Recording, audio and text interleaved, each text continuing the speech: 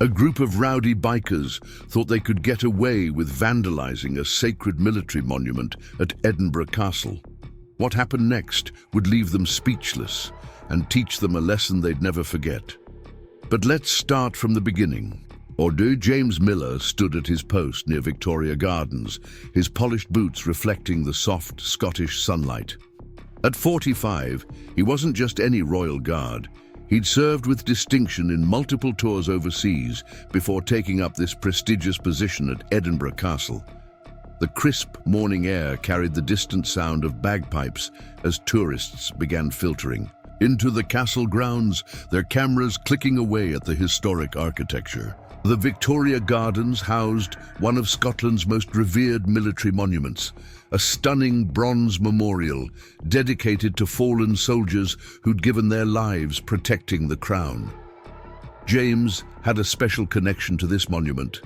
His grandfather's name was among those etched in the weathered bronze, a testament to the sacrifices made during World War II. Every morning, James would arrive early to ensure the memorial was properly maintained. He'd developed a quiet ritual of adjusting his uniform, checking that each medal was perfectly aligned before taking up his position. The local tourists had grown accustomed to his presence, often remarking on his dedication. Even Emma White, who ran the small cafe overlooking the gardens, would occasionally bring him a warm cup of tea during his longer shifts. But this particular morning felt different. The usual peaceful atmosphere was shattered by the distant rumble of motorcycles. Not the typical tourist vehicles, but the aggressive roar of modified engines. James noticed Tom Anderson, his fellow guard, tensing slightly at his own post. The first sign of trouble came when a group of bikers, led by Mike Thompson, rolled up to the restricted area near the monument. Their leather jackets were adorned with patches claiming territory across Scotland, and their attitudes made it clear they weren't there to admire the architecture. Mike, a tall man with a graying beard and weathered face, dismounted his bike with an air of arrogance that immediately put James on alert. "Nice little garden party you've got here," Mike sneered, purposely stepping over the chain barrier that marked the protected area around the monument. His boots left muddy prints on the pristine stone pathway, a deliberate show of disrespect. James maintained his professional composure, though his jaw tightened almost imperceptibly. "Sir, please step back behind the barrier. This is a protected memorial." Mike's response was to laugh, turning to his companions. "Hear that, boys? The toy soldiers giving us orders." Pete Johnson and Rick Taylor, his fellow bikers, joined in the laughter, their voices echoing off the ancient castle walls. What happened next seemed to unfold in slow motion. Mike pulled out a spray can from his jacket, and before James could intervene, a streak of red paint defaced the bronze surface of the memorial. "Just adding some color to your boring little statue," Mike taunted, his friends pulling out their phones to record what they thought would be an amusing confrontation with a powerless guard. The tourists nearby gasped. Sarah Mitchell, who'd been taking photos, quickly pulled out her phone to document the vandalism. Jenny Brooks, a local influencer doing her morning castle tour, immediately started live streaming the incident. James's first instinct was to break his stance and stop them physically, but years of military discipline held him in check. His mind raced through protocols and procedures, knowing that any wrong move could escalate the situation dangerously. What these bikers didn't realize was that James wasn't just any royal guard. He held a position that carried far more authority than his current post might suggest. As Mike raised the spray can for another streak of vandalism, James spoke again, his voice carrying the weight of 2 decades of military command. "That's quite enough, Mr. Thompson. Or should I address you by your previous military service number?" The spray confroze mid-air. Mike's expression shifted from amusement to confusion, then to dawning recognition as he took a closer look at the medals on James's uniform. For those wondering about my authority here, James continued, his voice carrying across the now silent gardens, I'm not just a ceremonial guard. I'm Commander James Miller, head of Edinburgh Castle's security operations and liaison to the Royal Military Police. And you've just committed an act of vandalism against a protected military monument, on camera no less. The color drained from Mike's face as he realized his mistake. The other bikers stopped recording, suddenly aware that their funny video had turned into evidence of a serious crime. But James wasn't finished. Your motorcycle club has been under investigation for similar acts of vandalism across 3 counties. Now you've given us exactly what we needed. Clear evidence of destruction of military property, which carries significantly heavier penalties than ordinary vandalism. As if on cue, David Wilson and his team of police officers emerged from their positioned locations around the gardens. Mark Davis, the security camera operator, had already sent the footage to the proper authorities. The bikers' planned moment of rebellion had turned into a carefully documented crime. Like and subscribe to see what happens next in part 2 of this incredible story. James's voice carried authority and intrigue, where these vandals learn the true cost of disrespecting those who gave their lives for our freedom. This was just the beginning of a confrontation that would teach these bikers a lesson they'd never forget, and remind everyone who witnessed it about the importance of respecting our military monuments. Police sirens wailed in the distance as Mike Thompson and his fellow bikers stood frozen, their bravado crumbling under the weight of James's revelation. The morning sun cast long shadows across Victoria Gardens, highlighting the red paint that now marred the sacred bronze memorial. You can't be serious, Mike stammered, his earlier confidence evaporating as David Wilson's police team moved to secure the perimeter. Tourists had gathered at a safe distance, their phones recording every moment of the unfolding drama. Jenny Brooks's live stream had already attracted thousands of viewers, with comments flooding in expressing outrage at the desecration. James maintained his commanding presence, his voice carrying across the now silent gardens. Officer Wilson, you'll find that Mr. Thompson here has an interesting history with military property. This isn't his first offense, though it will certainly be his last at Edinburgh Castle. Tom Anderson, who had maintained his post throughout the incident, allowed himself a slight smile. He'd worked alongside James long enough to know that his colleague's calm demeanor often masked a carefully orchestrated plan. The security cameras positioned around the memorial had captured everything in high definition, thanks to Mark Davis's quick thinking in the control room. Lisa Parker, a local journalist who happened to be covering a different story at the castle, pushed through the growing crowd. Commander Miller, Lisa Parker from Edinburgh Daily. Would you care to comment on what just transpired? Before James could respond, Mike attempted to salvage the situation. Look, we were just having a bit of fun. No real harm done. We can clean it off. He gestured to Pete Johnson and Rick Taylor, who nodded eagerly, hoping to avoid the consequences of their actions. No harm done. James's voice carried an edge that made even the most hardened of the bikers flinch. Let me tell you about harm, Mr. Thompson. Every name on this memorial represents a life given in service to our country. My grandfather's name is among them, Squadron Leader William Miller, who died ensuring people like you could live in freedom. The crowd fell silent as James continued. And you thought it would be amusing to deface their memory for social media entertainment? Emma White emerged from her cafe carrying a folder. Commander, I have the CCTV footage from my shop showing them planning this whole thing. They were bragging about it over breakfast.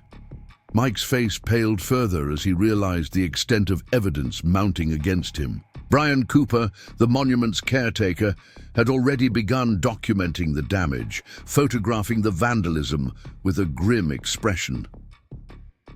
The restoration of this memorial will cost thousands, Brian announced, his voice thick with emotion.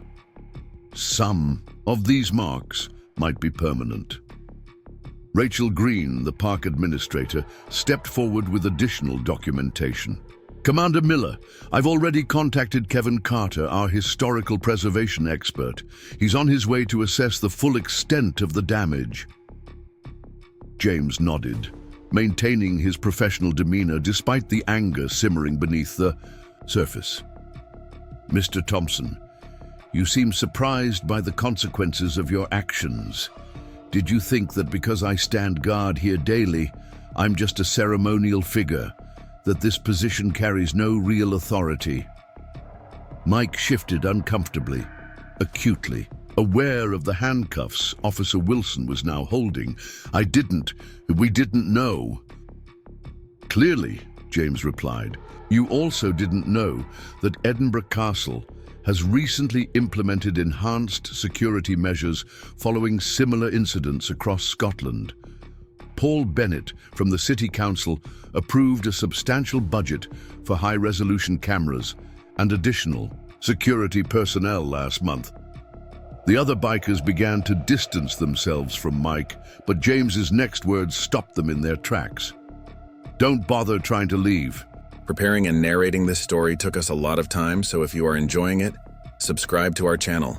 It means a lot to us. Now back to the story. You're all equally complicit in this crime. The live stream footage and CCTV evidence show clear premeditation. Sarah Mitchell, the tourist who had documented the entire incident, stepped forward. I have clear photos of all of them participating. Commander, I'd be happy to provide them to the authorities. John Baker, another security guard, arrived with a tablet displaying multiple camera angles of the incident. Sir, we have complete coverage from every angle, including their arrival and earlier reconnaissance of the area.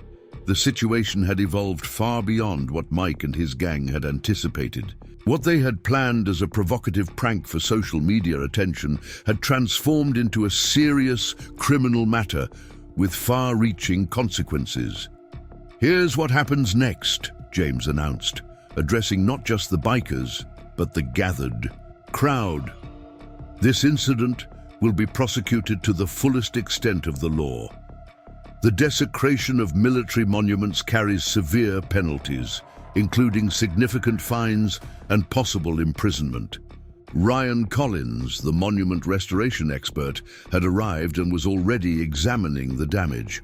Commander, initial assessment suggests we'll need specialized cleaning procedures. The paint has already begun seeping into the bronze. The gravity of their actions was finally sinking in for the bikers. Pete Johnson and Rick Taylor looked particularly uncomfortable as Officer Wilson began reading them their rights. The crowd's phones continued recording, ensuring that every moment of their humiliation was captured for posterity. Chris Murphy, a tourist guide who knew the memorial's history intimately, addressed his group. This monument has stood here for generations, honoring those who made the ultimate sacrifice. Today, we've witnessed both the worst and best of humanity, those who would desecrate such memories and those who stand ready to protect them. James finally broke his stance, walking to the memorial and gently touching his grandfather's name. My grandfather died protecting the values this monument represents. Today, I continue his legacy by ensuring it remains a place of honor and respect. The police began processing the bikers one by one, documenting their details and collecting statements from witnesses. Amy Martinez, a local resident who visited the memorial daily to honor her fallen brother, wiped tears from her eyes as she watched the proceedings. Don't forget to subscribe and hit that notification bell to see part 3, where these vandals face justice and learn the true meaning of respect. Leave a comment below sharing your thoughts on how we should protect our military monuments for future generations. The morning sun now stood high over Edinburgh Castle, its rays highlighting the sacred memorial that stood as a testament to sacrifice and duty. Though scarred by vandalism, it remained a powerful symbol of honor. And today, it had gained another story of dignity prevailing over disrespect. The consequences of Mike Thompson's actions at Edinburgh Castle were about to unfold in ways he never could have imagined. As the police van carrying him and his fellow bikers pulled away from Victoria Gardens, Commander James Miller knew this was more than just a simple case of vandalism. It was an opportunity to transform lives. Back at the police station, Mike sat in the interview room, his leather jacket now feeling uncomfortably heavy under the fluorescent lights. Officer David Wilson laid out the evidence. Multiple camera angles, witness statements, and the live stream. Footage that had now gone viral across Scotland. "Do you know what makes this particularly interesting, Mr. Thompson?" James asked as he entered the room, his uniform still impeccable. "While processing your details, we discovered something rather remarkable about your past." Mike shifted uncomfortably in his chair, avoiding eye contact. James continued, "You served in the military yourself, didn't you?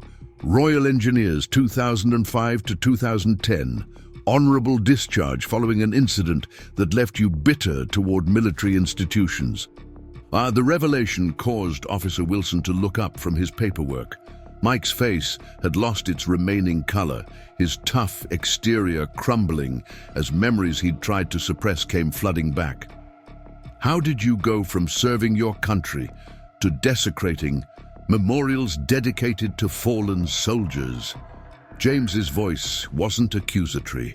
It carried a note of genuine curiosity and concern. Mike's response came quietly, almost broken.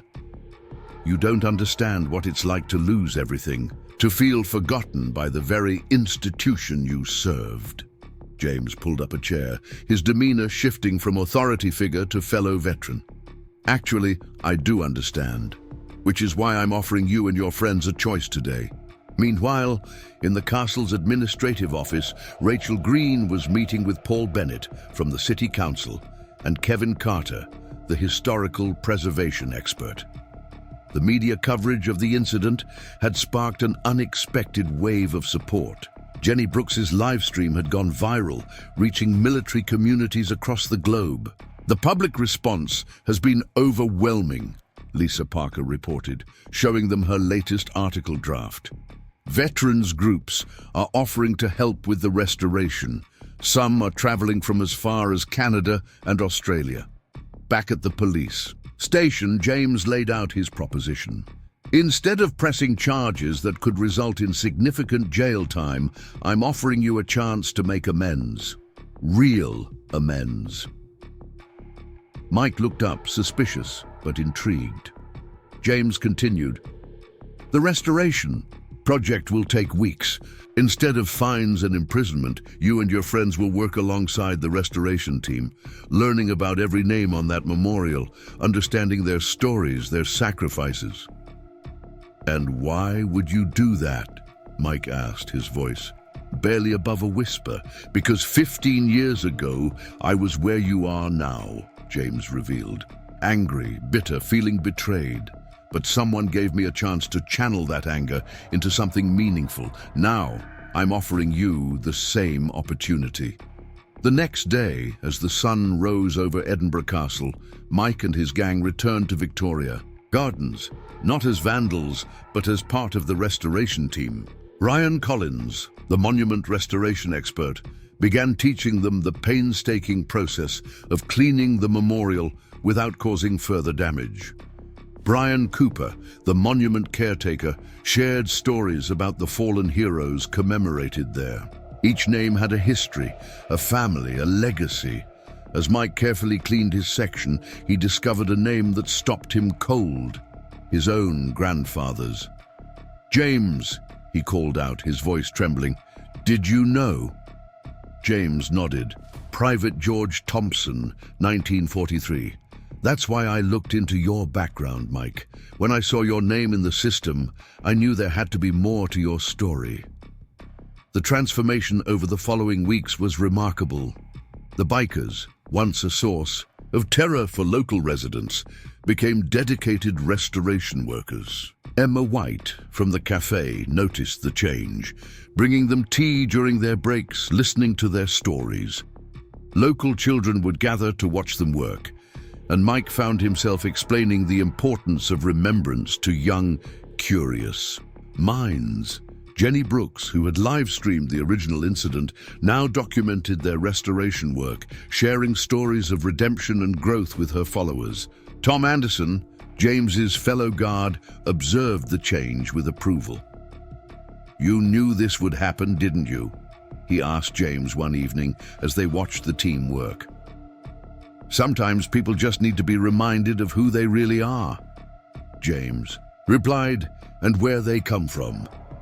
The project attracted unexpected attention. Sarah Mitchell's photos of the restoration process were featured in national newspapers. Lisa Parker's follow-up articles explored themes of redemption and the healing power of community service. As the weeks passed, the memorial began to shine. Again, but something else was happening too.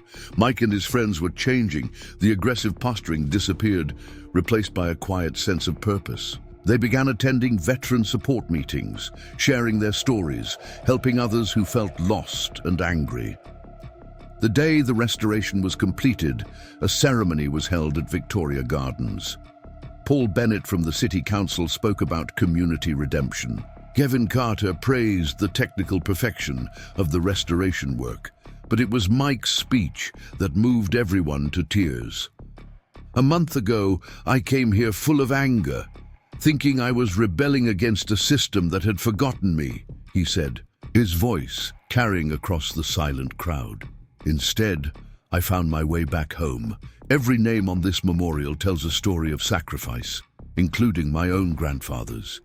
In trying to deface their memory, I was really trying to erase my own pain. Today, I stand here not just as someone who damaged this memorial, but as someone who helped restore it, both physically and in spirit." James watched from his post, maintaining his stoic guard position, but feeling a deep sense of satisfaction. The monument hadn't just been restored, it had transformed lives. Don't forget to subscribe and hit that notification bell to see more incredible stories of redemption and justice. Leave a comment below, sharing your thoughts on second chances and the power of understanding. How has this story changed your perspective on judgment and redemption? The sun set over Edinburgh Castle, its rays catching the freshly restored bronze, making it glow with renewed purpose. The memorial stood as it always had, but now it carried a new story, one of destruction, redemption, and the enduring power of understanding and second chances. 6 months after the incident at Edinburgh Castle, the impact of Mike Thompson's transformation continued to ripple through the community in unexpected ways. The restored memorial gleamed in the Scottish sun, but the real restoration had happened in the hearts and minds of those involved. James stood at his usual post, observing a unique gathering at Victoria Gardens. Mike and his former biker gang, now dressed in respectable casual wear, were leading a tour group of troubled veterans. Their weekly Monuments and Memories program had become an unexpected success story in veteran rehabilitation. "And this name here," Mike was saying, pointing to a specific inscription, "fought in the same battalion as my grandfather. When I first came here, I was blind to these connections. Now, every name tells me a story of sacrifice and honor." Emma White had expanded her cafe's operations to accommodate the growing number of visitors. Her establishment had become a meeting point for veterans, with a wall dedicated to photographs documenting the memorial's restoration journey. The before and after images served as a powerful metaphor for personal transformation. Lisa Parker, who had followed the story from its dramatic beginning, was back at the castle working on a documentary. Her camera captured Pete Johnson, once Mike's right-hand man in vandalism, now carefully explaining military history to a group of schoolchildren. The change in these men is remarkable. Tom Anderson commented to James during their shift change. Who would have thought that day would lead to all this? James allowed himself a small smile, remembering the turning point in the police station. The decision to offer rehabilitation instead of punishment had been controversial at first. Paul Bennett from the City Council had taken considerable political risk supporting the initiative, but the results spoke for themselves. Rick Taylor, another former biker, had discovered a talent for restoration work while helping Ryan Collins. He was now apprenticing with the castle's maintenance team, his knowledge of motorcycles transferring surprisingly well to the delicate work of preserving historic structures. The success of the program had attracted attention from military bases across the UK. Sarah Mitchell's photographs had been featured in a national exhibition titled Redemption in Stone and Bronze, drawing visitors from across Europe. Jenny Brooks's social media following had transformed into a platform for veteran support, with her original livestream of the vandalism incident serving as a powerful before marker in her presentations about community transformation. Kevin Carter, the historical preservation expert, had developed a formal training program inspired by the bikers' rehabilitation. Traditional punishment doesn't address the root causes, he explained to a group of city officials visiting from London. What these men needed was reconnection with their military heritage, not isolation from it. The Highland Pub, once a gathering place for troublemakers, had reinvented itself as a veteran-friendly establishment. John Baker, the security guard who had helped document the original incident, often stopped by after his shifts to hear the veteran stories. Rachel Green, the park administrator, had created a new position specifically for Mike, Community Outreach Coordinator for Military Heritage. His first-hand experience with both sides of the story made him uniquely qualified to connect with disenfranchised veterans. Sometimes the people who seem the most lost are just looking for a way back home, Mike often said in his presentations. I came here to deface a monument, but ended up finding my purpose. The transformation hadn't been without its challenges. Some community members had initially resisted the idea of giving the vandals a second chance. Amy Martinez, who visited her brother's name on the memorial daily, had been among the skeptics. Now she worked alongside Mike, sharing her story with new veterans entering the program. Brian Cooper, the monument caretaker, had developed a mentor relationship with the former bikers. These men remind me that every mark on this memorial tells two stories, he reflected.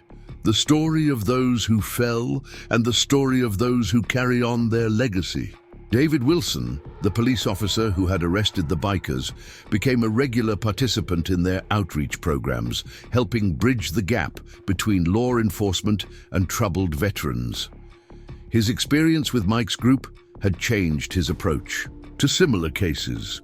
The Castle gift shop, managed by Chris Murphy, now stocked a book of veteran stories compiled by the rehabilitation program participants. From vandals to guardians, the Edinburgh Castle memorial story had become a surprising bestseller, with proceeds supporting veteran support services. James watched as Mark Davis, the security camera operator whose footage had documented the original crime, interviewed new program participants. The surveillance equipment that had once captured wrongdoing now recorded testimonials of transformation, creating an archive of hope. The success of the Edinburgh program had inspired similar initiatives at military monuments across Scotland. Paul Bennett reported that vandalism rates had dropped significantly, while veteran participation in community programs had risen sharply. Subscribe to see more stories of unprecedented transformations, Mike's voice carried across Victoria Gardens as he concluded another tour. Every like and share helps us reach more veterans who might be struggling with their own battles. The afternoon sun cast long shadows across the memorial, its restored surface reflecting the light like a beacon. James observed a new group of veterans approaching Mike, drawn by the power of his story. The monument that had nearly been destroyed now stood as a symbol of both military sacrifice and personal redemption. Don't forget to hit that notification bell to stay updated on more incredible stories of transformation and justice. Leave a comment below sharing your thoughts on rehabilitation versus punishment and how one moment of understanding can change countless lives. The story of the Edinburgh Castle Memorial had become more than a tale of vandalism and consequences. It was now a testament to the power of second chances and the enduring strength of military brotherhood. Your support helps us continue sharing these powerful messages of hope and transformation. 1 year after the infamous vandalism incident at Edinburgh Castle, Commander James Miller stood at his post, watching an unprecedented gathering take shape in Victoria Gardens. The morning sun illuminated what had become known as the Guardians' Reunion, a special event bringing together veterans, former troublemakers turned mentors, and military families from across the United Kingdom. Mike Thompson, now barely recognizable from the angry biker who had once defaced the memorial, stood at the podium, addressing a crowd of hundreds. His leather jacket had been replaced by a smart blazer, with a small pin bearing his grandfather's regiment insignia on the lapel. "A year ago, I stood here as a vandal," Mike's voice carried across the hushed audience. "Today, I stand before you as proof that it's never too late to reclaim your honor." Our program has now helped over 200 veterans find their way back to purpose. The statistics spoke volumes. Since the implementation of the rehabilitation program, veteran-related incidents had decreased by 70% across Scotland. The Monuments and Memories Initiative had expanded to 15 other military sites, each reporting similar success stories. Lisa Parker, who had documented the entire journey, was putting the finishing touches on her documentary, The Guardians Code. Her cameras captured the moment as Pete Johnson and Rick Taylor led a group of former gang members toward the memorial, each carrying a wreath to honor the fallen. "The most powerful thing," Pete explained to Lisa's camera, "is watching. The change in their eyes when they first connect with a name on this memorial. That moment when they realize they're part of something bigger than themselves." Emma White had transformed her cafe into a veteran support hub with weekly meetings and counseling sessions. The walls were now adorned with before and after photos of program participants, each telling a story of personal redemption. "The real healing happens over these cups of tea," Emma shared, gesturing to the busy tables where veterans of different eras shared their stories. "When they realize they're not alone in their struggles, everything begins to change." Tom Anderson, who had witnessed the original confrontation, now ran training sessions for security personnel across Scotland, teaching them to recognize signs of veteran distress. His approach, inspired by James's handling of the incident, emphasized understanding over confrontation. Commander Miller didn't just stop a crime that day, Tom explained to a group of new guards. He started a movement. The success had caught the attention of military brass. Senior officials from the Ministry of Defense had arrived to study the program's methodology. Among them was General Robert Hughes, who had initially opposed the rehabilitation approach. "I was wrong," the general admitted publicly, addressing the gathered crowd. "What Commander Miller and Mr. Thompson have achieved here proves that sometimes the best way to honor our military traditions is to help those who've lost their way find their way back." Rachel Green, working alongside Mike in community outreach, had compiled impressive data. The program's participants showed an 85% reduction in antisocial behavior, with many becoming active community leaders themselves. Brian Cooper, still tending to the memorial with the same dedication, had trained dozens of program participants in preservation techniques. These men and women aren't just learning to restore monuments. he observed. They're restoring their connection to their military heritage. Sarah Mitchell's photography exhibition, Guardians of Memory, had opened in the castle's main gallery. Her images captured the year-long transformation, from the dramatic confrontation to the quiet moments of veterans reconnecting with their past. Kevin Carter's restoration training program had evolved into a fully accredited course, with participants receiving certification in heritage preservation. Several former troublemakers had found permanent employment in historical conservation. Jenny Brooks, whose livestream had once captured the vandalism, now ran a successful social media campaign highlighting veteran success stories. Her followers had become a supportive community, offering encouragement to struggling veterans worldwide. The Highland Pub had been renovated into a veteran-friendly gathering space, with a wall dedicated to military memorabilia donated by program participants. The transformation of the space mirrored the transformation of its patrons. James watched as David Wilson, the arresting officer from that fateful day, shared a friendly handshake with Mike.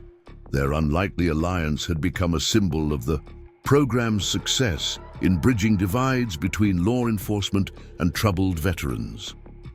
The key was understanding that behind every act of destruction lies a story of pain, James explained to Lisa's documentary team. Our job wasn't to punish that pain, but to help heal it.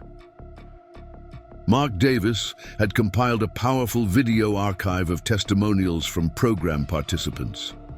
The security cameras that once captured crimes now recorded stories of hope and redemption. Used in training sessions across the country, Paul Bennett announced the City Council's decision to make the program permanent, with increased funding for expansion.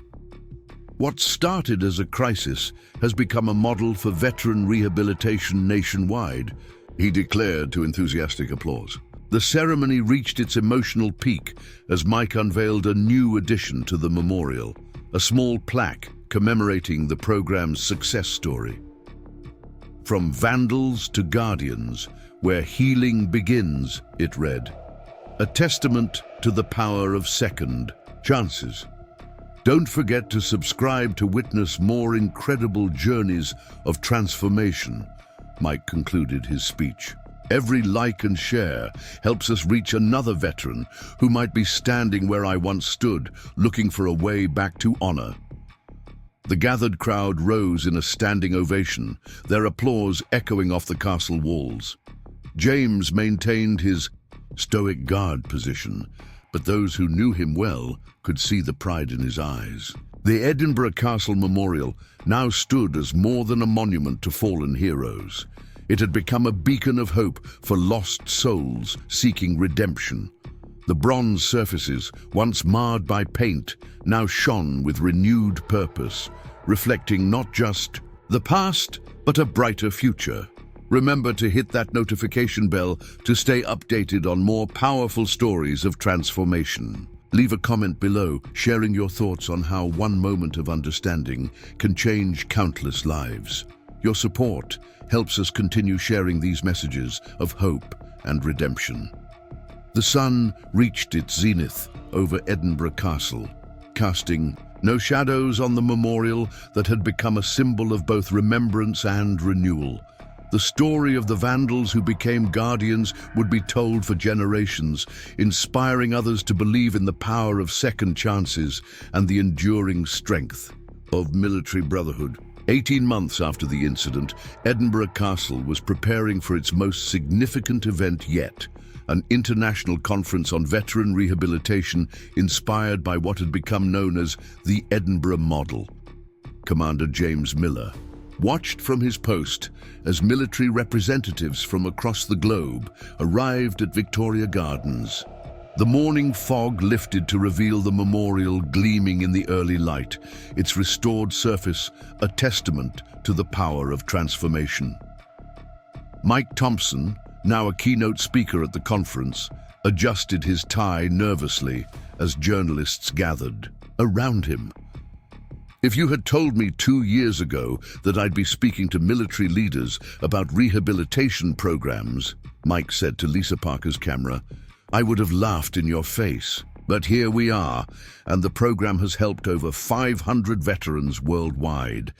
The statistics had caught the attention of the United Nations Veteran Affairs Department. Representatives from 20 countries had come to learn how a moment of vandalism had sparked a global movement in veteran care. Pete Johnson, once Mike's partner in crime, now ran the practical training sessions. He stood before a group of international military officers, explaining the psychological components of their approach. The key is understanding that anger, usually, masks deeper pain. These monuments become touchstones for healing when we approach them with respect. Emma White's cafe had expanded into a full-scale veteran support center. The humble coffee shop where the bikers had once plotted their vandalism now hosted daily support groups and career counseling sessions. Military officials from America, Australia, and Canada sat among local veterans, taking notes on the informal but effective support network. The beauty of this program, Emma explained to a group of visiting social workers, is that it grows organically. Veterans help veterans. The healing comes full circle. Tom Anderson had been promoted to Deputy Commander of Security Operations, implementing the rehabilitation-first approach across all Scottish military sites. His training manual, From Confrontation to Connection, had become standard reading for military security personnel. What we learned from Commander Miller's approach, Tom shared with the conference attendees, is that authority without understanding only breeds more resistance. True authority comes from connecting with those we serve. Rachel Green presented compelling research data to the assembled officials. The program's success rates had attracted academic attention, with universities studying the psychological factors behind the transformation of former troublemakers into community leaders. The numbers are unprecedented, she explained, pointing to her charts. 92% of program participants maintained positive community involvement after 2 years. Traditional punitive approaches show only 15% success rates. Brian Cooper had become something of a celebrity in conservation circles. His innovative approach to combining monument restoration with psychological healing had created a new field of therapeutic heritage preservation. Universities were developing courses based on his methodology. Every scratch we repair on these monuments, Brian told the conference, represents a wound being healed in someone's soul. The physical restoration becomes a metaphor for personal reconstruction. Sarah Mitchell's photographs now lined the castle's main corridor, leading to the conference hall. Her images told the story of the program's evolution, from the dramatic confrontation to quiet moments of veterans finding peace at the memorial. Kevin Carter's restoration training program had received international accreditation. We're not just teaching technical skills, he explained to interested officials. We're rebuilding lives through purposeful work. Jenny Brooks's social media campaign had gone global, with similar programs starting in military sites across Europe and America. Her original live stream of the vandalism incident, contrasted with recent footage of the transformed veterans, served as powerful testimony to the program's impact. The Highland Pub, now managed by Rick Taylor, had become a model for veteran-friendly establishments. Military officials toured the facility, noting how the comfortable environment facilitated natural mentorship between veterans of different eras. David Wilson, the police officer who had once arrested the bikers, now headed a special unit dedicated to veteran intervention. We've completely changed our approach to veteran-related incidents, he explained to visiting law enforcement officials. Now, our first question is always about what service they've given, not what laws they've broken. Mark Davis's security footage archives had become a training resource for military bases worldwide. the progression from confrontation to rehabilitation, documented through surveillance cameras, provided powerful visual evidence of the program's effectiveness. Paul Bennett announced ambitious expansion plans to the gathered officials. The City Council has approved funding for similar programs at 10 new locations across Scotland, he declared. The Edinburgh model is becoming a national standard. James maintained his stoic watch as the conference proceeded, but he couldn't help feeling pride as Mike took the main stage. The angry biker who had once defaced the memorial now stood as living proof that understanding trumps punishment. The monument behind me, Mike addressed the international audience, bears the names of those who gave everything for our freedom, but today it stands for something more. The possibility of redemption, the power of second chances, and the enduring strength of military brotherhood. The gathered officials rose in applause as Mike unveiled plans for a new international veteran support network based on the Edinburgh model. The program that had begun with a single act of vandalism was now poised to transform veteran care worldwide. Don't forget to subscribe to see more inspiring stories of transformation and hope. Hit that notification bell to stay updated on how this international movement continues to grow and change lives around the globe. The afternoon sun cast long shadows across Victoria Gardens, where James stood at his post, watching the next group of troubled veterans arrive for their first session. The memorial that had almost been destroyed now served as a beacon of hope, its restored surface reflecting not just the light, but the possibility of renewal for all who approached it, seeking redemption. 2 years after the vandalism incident, Edinburgh Castle was hosting a unique ceremony that would cement its place in military history. Commander James Miller stood at attention as a special commemorative plaque was being unveiled, not just honoring fallen soldiers, but celebrating the hundreds of veterans who had found their way back through the rehabilitation program. The Scottish morning mist swirled around Victoria Gardens as military officials, reformed veterans, and media representatives gathered for what had become known as the Guardian's Legacy Ceremony. Mike Thompson, dressed in a ceremonial kilt representing his grandfather's regiment, stood ready to address the assembled crowd. 2 years ago, I was a lost soul filled with anger, Mike began, his voice steady with newfound confidence. Today, we're not just celebrating personal transformations, we're witnessing the birth of a new approach to veteran care that's changing lives across the globe. Lisa Parker's documentary, The Guardian's Code, had just won international acclaim, bringing the Edinburgh model to worldwide attention. Her cameras captured this historic moment as Pete Johnson and Rick Taylor led a procession of reformed veterans, each carrying a torch symbolizing enlightenment and transformation. Emma White's Veteran Support Center, which had grown from her humble cafe, was now the blueprint for similar establishments across Europe. We've created more than just a meeting place, she explained to visiting dignitaries. This is where broken spirits begin to heal. The statistics presented by Rachel Green were staggering. Over 1,000 veterans had been through the program, with a 95% success rate in rehabilitation. The model had been adopted by military bases in 12 countries, each reporting similar positive outcomes. Tom Anderson, now heading international training programs, shared the core philosophy with new instructors. The moment we stopped seeing troubled veterans as problems to be solved and started seeing them as brothers and sisters who'd lost their way, everything changed. Brian Cooper had trained restoration teams in military sites across 3 continents. The physical act of restoration, he explained to a group of international preservationists, becomes a metaphor for personal healing. Every cleaned stone, every restored inscription represents a step toward redemption.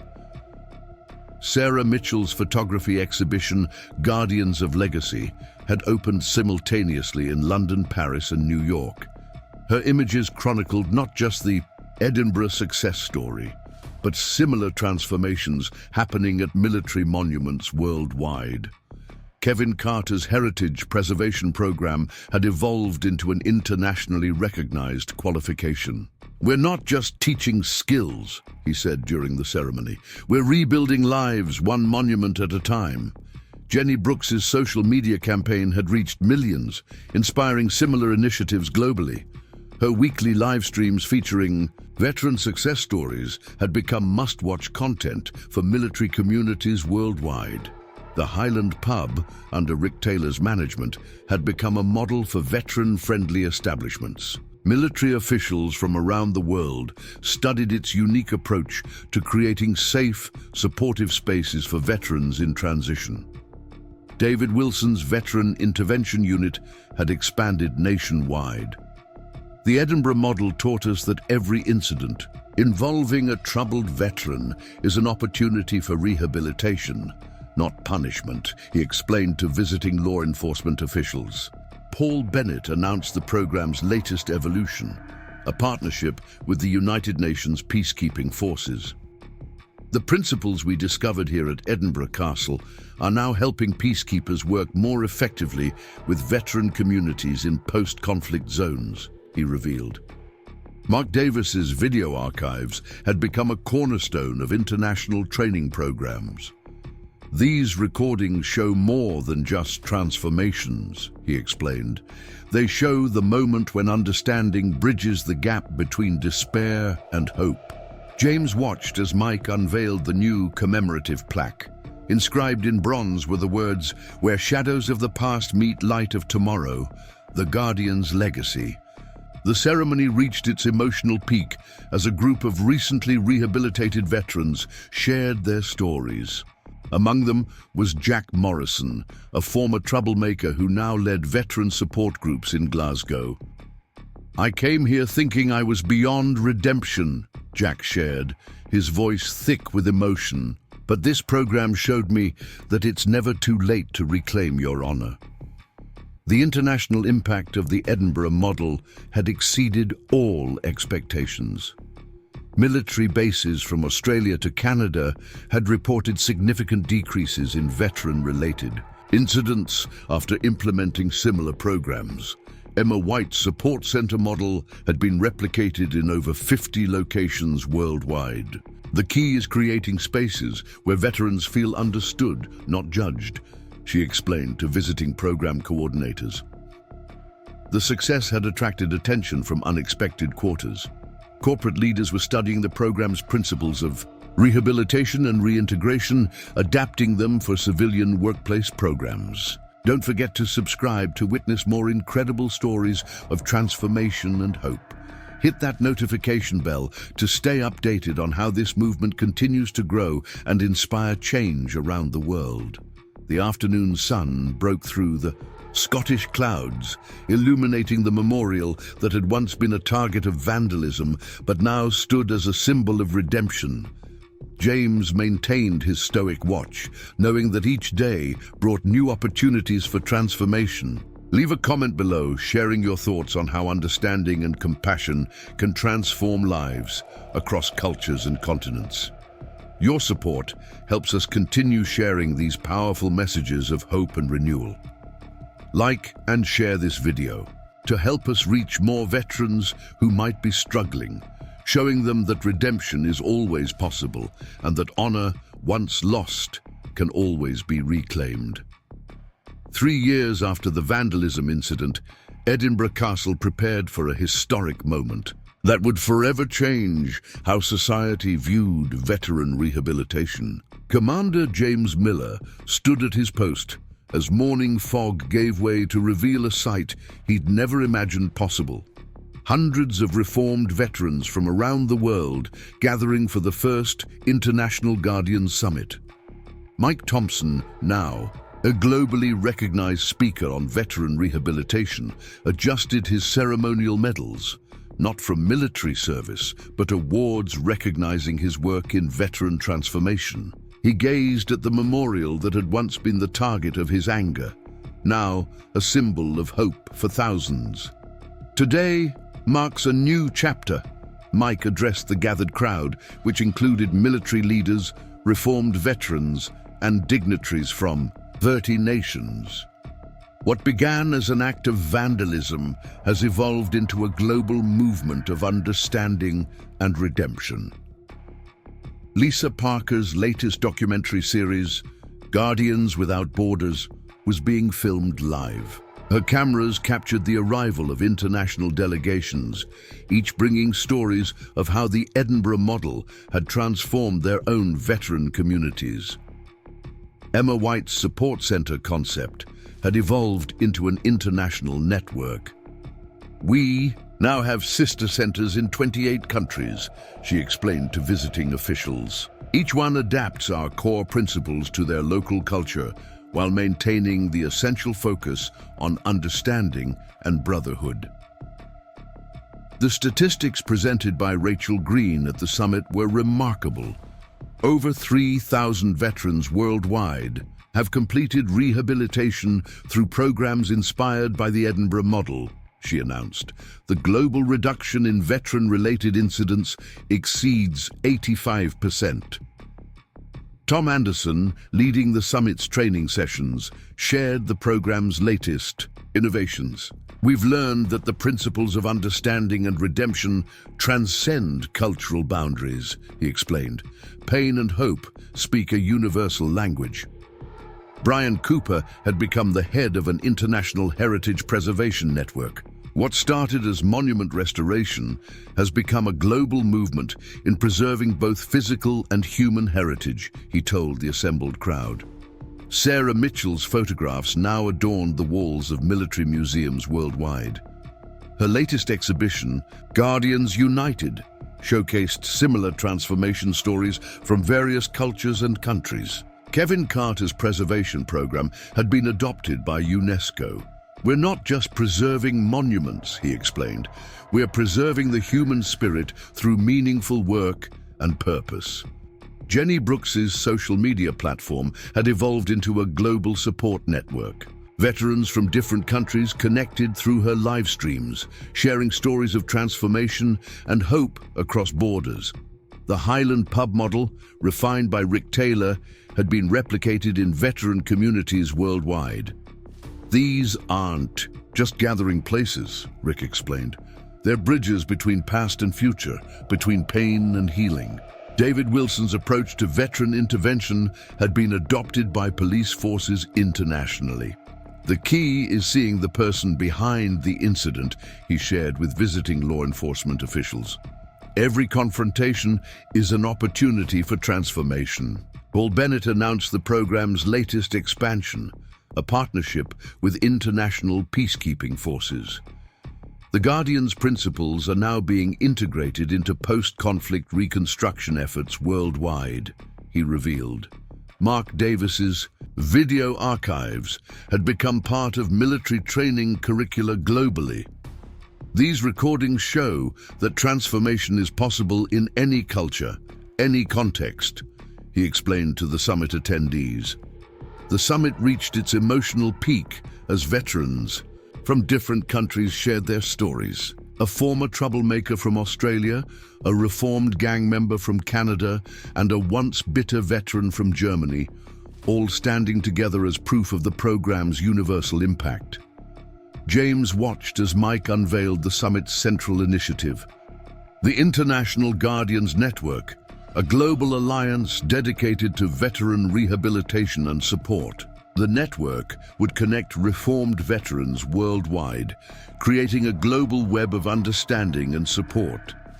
The program's success had attracted attention from unexpected quarters. The United Nations had adopted elements of the Edinburgh model in its peacekeeping operations. Corporate leaders studied its principles of transformation and redemption. Don't forget to subscribe to witness more incredible stories of global transformation. Hit that notification bell to stay updated on how this worldwide movement continues to grow and inspire change across cultures and continents. The afternoon sun illuminated the memorial that had once been a target of vandalism, but now stood as an international symbol of hope. James maintained his watch, knowing that each day brought new opportunities for global transformation. Leave a comment below, sharing your thoughts on how understanding and compassion can bridge cultural divides and transform lives worldwide. Your support helps us continue sharing these powerful messages of hope and renewal. Like and share this video to help us reach more veterans globally, showing them that redemption knows no borders and that honor can be reclaimed in any language or culture. Remember to join our international community of supporters who believe in the power of second chances and the enduring strength of military brotherhood. Together, we're not just changing lives, we're transforming how the world approaches veteran care and rehabilitation. The Edinburgh Castle Memorial now stood as more than a monument to fallen heroes. It had become a beacon of hope for lost souls worldwide. Its restored surface reflected not just the light of the Scottish sun, but the possibility of renewal for veterans everywhere seeking redemption. 5 years after the fateful vandalism incident, Edinburgh Castle hosted a ceremony that would mark a pivotal moment in military history. Commander James Miller, now nearing retirement, stood at his post watching as military representatives from 50 nations gathered for the official launch of the Global Veterans Restoration Initiative. Mike Thompson, wearing his new role as International Director of Veteran Rehabilitation with quiet dignity, prepared to address the United Nations delegation. The former biker who once defaced the memorial had become the face of veteran rehabilitation worldwide. 5 years ago, I stood here as a vandal, Mike began, his voice carrying across the hushed crowd. Today, we stand here as representatives of a movement that has transformed over 10,000 lives across 6 continents. But this isn't just about numbers. It's about the power of understanding to heal wounds that run deeper than any physical scar. Lisa Parker's critically acclaimed documentary series had expanded into a global phenomenon. Her cameras captured veterans from Japan, Brazil, South Africa, and dozens of other nations sharing their stories of transformation through the Edinburgh model. Emma White's support center network had grown beyond all expectations. "We now operate in 75 countries," she explained to the assembled dignitaries. "Each center adapts to local customs while maintaining our core principle. Every troubled veteran carries a story that deserves to be heard." Rachel Green presented the latest data to the International Assembly. "The global impact has exceeded our wildest hopes," she reported. Veteran-related incidents have decreased by 90% in communities that have adopted the program. But more importantly, we're seeing generational healing as reformed veterans mentor others. Tom Anderson, now heading the International Guard Training Academy, shared the program's evolution. "What began as a response to vandalism has become a blueprint for global peace building," he explained. "We're not just preventing incidents, we're healing communities." Brian Cooper's Heritage Preservation Network had expanded to include post-conflict restoration projects worldwide. In war-torn regions, restoring monuments becomes a powerful metaphor for restoring hope, he told the gathering. "Every piece we rebuild represents another step toward peace." Sarah Mitchell's photographic work now filled a permanent gallery at the United Nations headquarters. "Images of transformation speak every language," she said, guiding visitors through her latest exhibition, Guardians of Global Peace. Kevin Carter's preservation program had been integrated into international peace-building efforts. When former adversaries work together to restore monuments, they find common ground in preserving shared history, he explained. Jenny Brooks's social media platform had evolved into a multilingual support network connecting veterans across every time zone.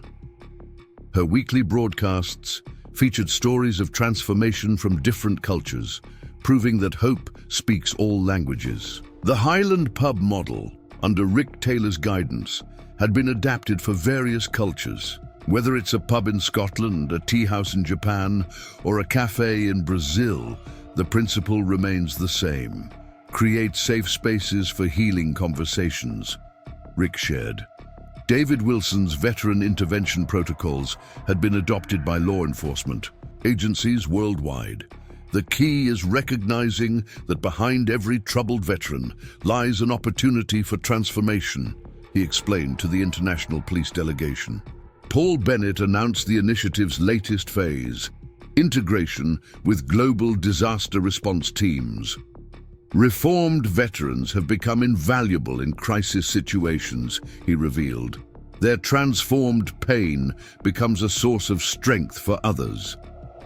Mark Davis's video archives had grown into a digital library of hope, documenting thousands of transformations across cultures and continents. Each story adds to our understanding of human resilience, he explained. James watched as Mike unveiled the pinnacle of their achievement, the establishment of the International Veterans Peace Corps. This new organization would deploy reformed veterans to crisis zones worldwide, turning their experiences into tools for healing. The summit reached its emotional peak as veterans from former conflict zones stood together, sharing stories of how the program had helped them find common ground with one-time enemies. Their testimonies proved that understanding could bridge even the deepest divides. The program's success had caught the attention of world leaders seeking solutions to global conflicts. The Edinburgh model's principles were being studied as tools for international peace-building and reconciliation.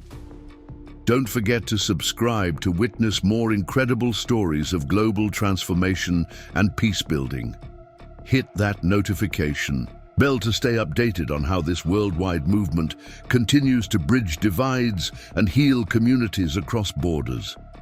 The Scottish sun broke through the clouds, illuminating the memorial that had become a symbol of hope for troubled souls worldwide. James maintained his watch, knowing that the legacy of understanding and transformation would continue long after his retirement. Leave a comment below, sharing your thoughts on how understanding and compassion can transform former adversaries into allies for peace.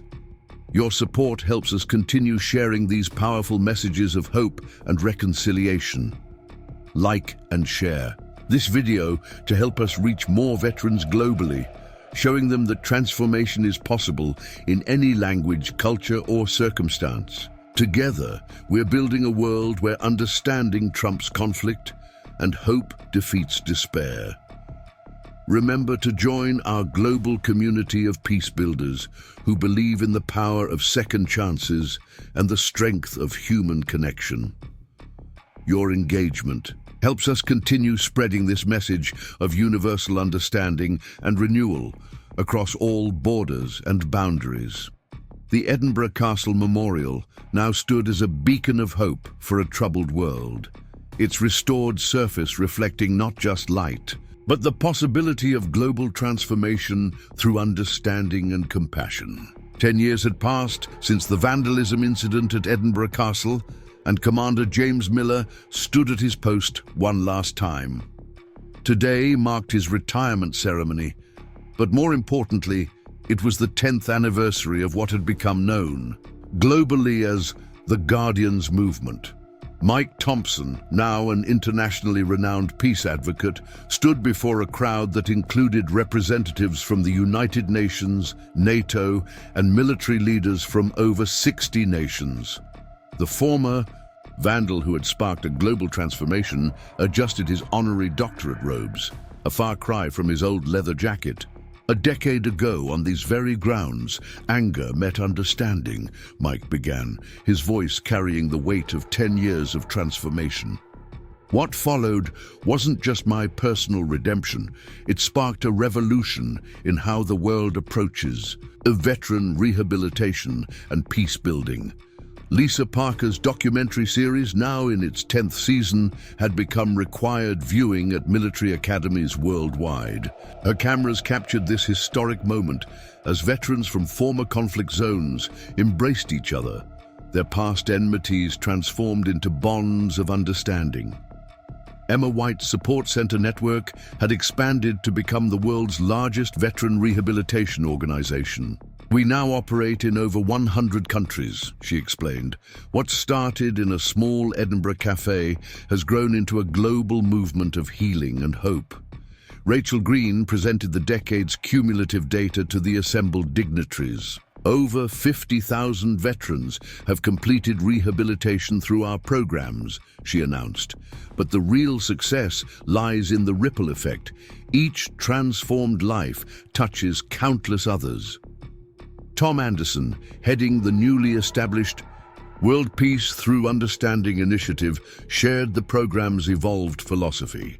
"We've learned that when we transform a troubled veteran, we don't just save one life. We create a guardian who goes on to save many more." Brian Cooper's heritage preservation work had expanded into conflict zone reconstruction. Restoring monuments has become a powerful tool for rebuilding communities torn apart by war, he explained to the gathering. Each restored stone represents another step toward lasting peace. Sarah Mitchell's photographs now formed part of the permanent collection at the International Peace Museum. Her latest exhibition, A Decade of Transformation, chronicled the journey from that first confrontation to the global peace movement it inspired. Kevin Carter's preservation program had evolved into an international peace-building curriculum.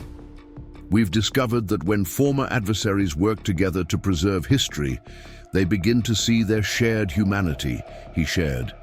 Jenny Brooks's social media platform had grown into the world's largest veteran support network, connecting millions of veterans across every continent. Her broadcasts now reached audiences in over 30 languages, spreading hope across cultural and linguistic barriers. The Highland pub model, under Rick Taylor's guidance, had been replicated in over 500 locations worldwide. "These aren't just gathering places anymore," Rick explained. "They're embassies of understanding where veterans from all backgrounds find common ground." David Wilson's intervention protocols had become the global standard for handling veteran-related incidents. "The transformation we've seen in law enforcement's approach to troubled veterans has saved countless lives," he reported. Paul Bennett announced the program's latest evolution, the establishment of the International Veterans Peace University. "This institution will ensure that the principles of understanding and transformation continue to guide future generations," he declared. Mark Davis's video archives had become a cornerstone of peace studies programs worldwide. "These recordings don't just document transformations," he explained. "They prove that change is possible, no matter how deep the wounds." James watched as Mike unveiled the culmination of their decade-long journey, the World Peace Through Veterans Initiative, a global organization dedicated to deploying reformed veterans as peace ambassadors in conflict zones. The ceremony reached its emotional peak as James prepared to hand over his post to his successor, a former troubled veteran who had gone through the program 5 years ago. The symbolism wasn't lost on anyone present. Don't forget to subscribe to witness more incredible stories of global transformation and peace building. Hit that notification bell to stay updated on how this worldwide movement continues to evolve and inspire change across generations. The Scottish sun broke through the clouds one last time during James's watch, illuminating the memorial that had become a symbol of hope for millions. The once defaced monument now stood as a beacon of transformation, its restored surface reflecting the possibility of renewal for all who approached it. Leave a comment below, sharing your thoughts on how a single moment of understanding can spark a global movement for peace. Your support helps us continue sharing these powerful messages of hope and transformation.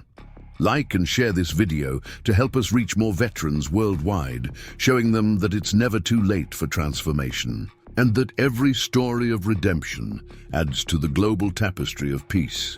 Remember to join our worldwide community of peace builders who believe in the power of understanding to transform lives and heal nations. Your engagement helps us continue spreading this message of hope across all borders and boundaries. As James prepared to leave his post for the final time, he knew that the legacy of understanding and transformation would continue long after his departure. The Edinburgh Castle Memorial had become more than a monument to fallen heroes.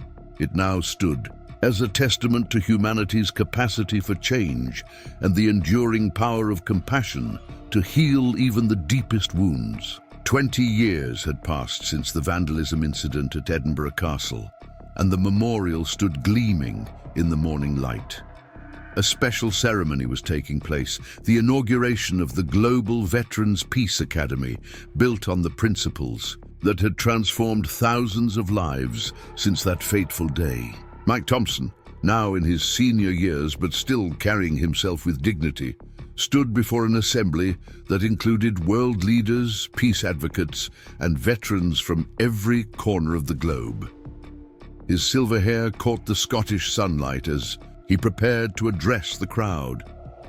2 decades ago, I stood here as an angry man intent on destruction, Mike began, his voice carrying the wisdom of 20 years of transformation.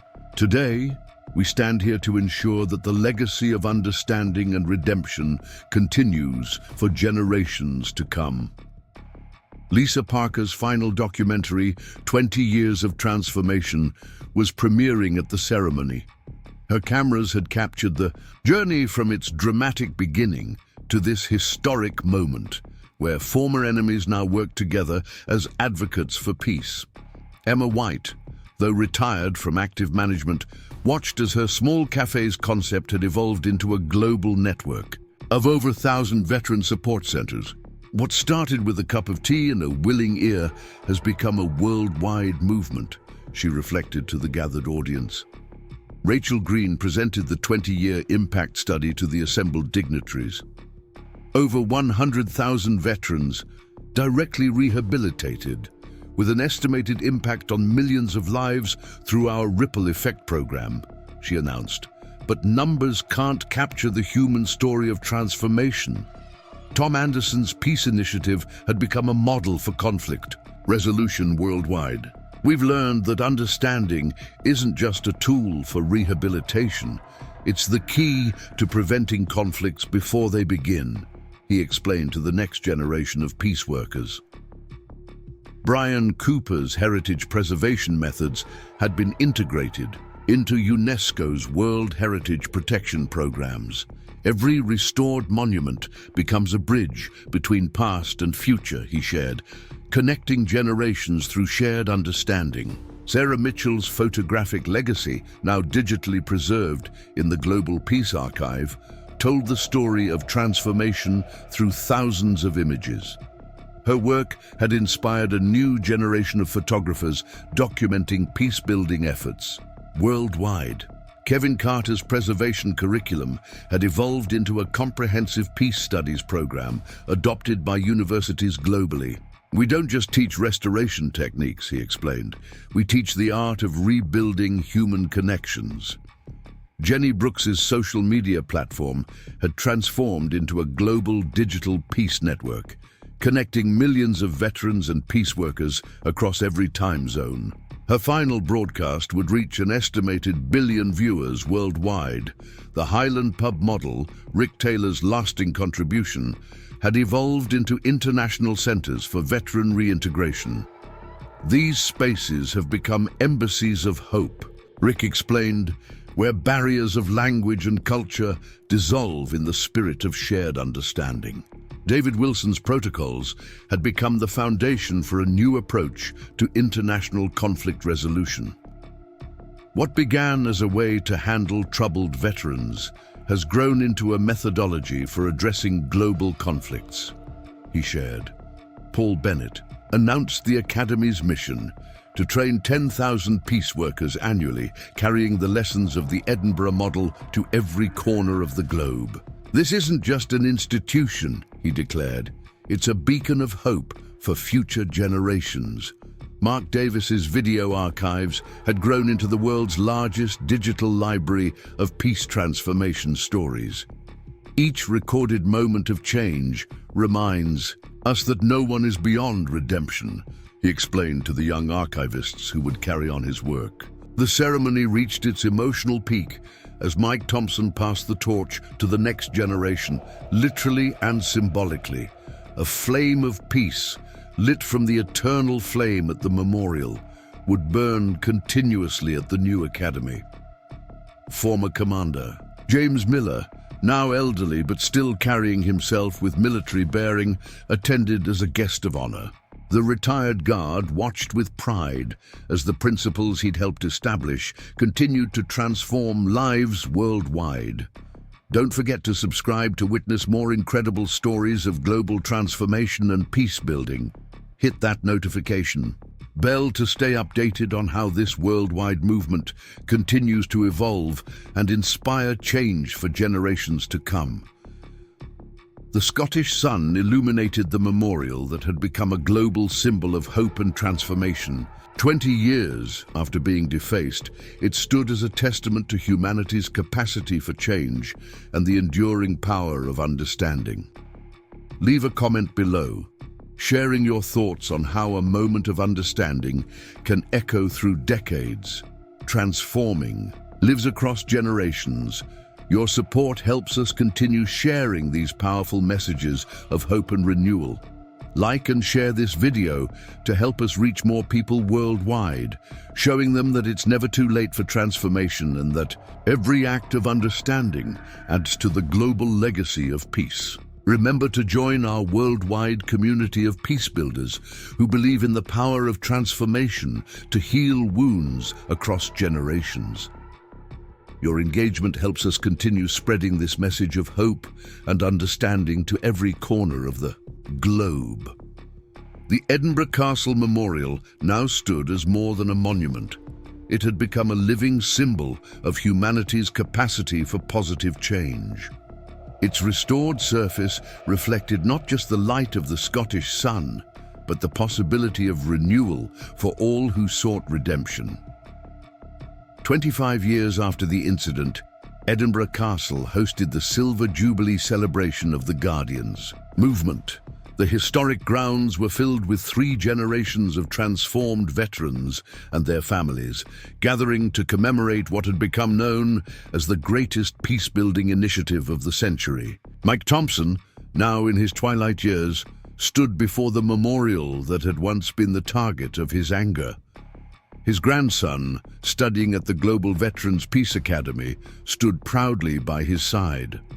The contrast between his past and present couldn't have been more profound. A quarter-century ago, I stood here as a lost soul, Mike began, his voice carrying the weight of 25 years of wisdom. Today, we celebrate not just my transformation, but the birth of a movement that has touched millions of lives across the globe. Lisa Parker's complete documentary series, now preserved in the Global Peace Archives, played on screens throughout the castle grounds. The footage showed the journey from that first confrontation to the worldwide peace movement it had inspired.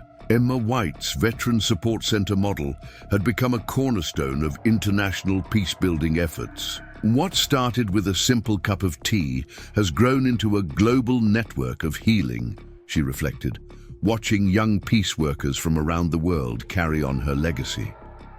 Rachel Green's final impact report revealed staggering numbers. Over the past 25 years, we've seen the transformation of more than 200,000 veterans directly, with an estimated impact on tens of millions of lives through our ripple effect programs, she announced. Tom Anderson's peace initiative had evolved into an international standard for conflict resolution. Understanding isn't just a tool anymore. He explained to the gathered crowd, it's become the foundation of how we approach global challenges. Brian Cooper's preservation methods had become integral to post-conflict reconstruction worldwide. Every restored monument tells a story of redemption, he shared with the next generation of conservators.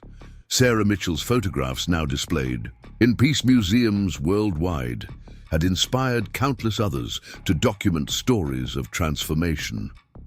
Her work had become a visual testament to the power of understanding and redemption. Former Commander James Miller, attending his last public ceremony, watched with pride as newly graduated peace workers took their oaths before the memorial. The place where he had once confronted an angry biker had become a sanctuary of healing and hope. Don't miss our next two incredible stories. The homeless man everyone ignored was actually a secret millionaire. A school bully's life changed when he discovered his victim's secret. Leave a like, hit subscribe, and turn on notifications to catch these amazing stories of transformation and redemption. Your support helps us continue sharing messages of hope and understanding across the globe. Remember, every story of change adds to our collective journey toward peace. The Edinburgh Castle Memorial stands not just as a monument to the past, but as a beacon of hope for the future.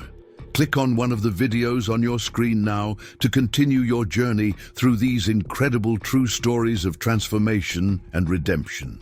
See you in the next video. Don't forget to hit that like button, subscribe, and turn on notifications to stay updated with more amazing stories of hope and transformation. Up next, two more incredible stories you won't want to miss.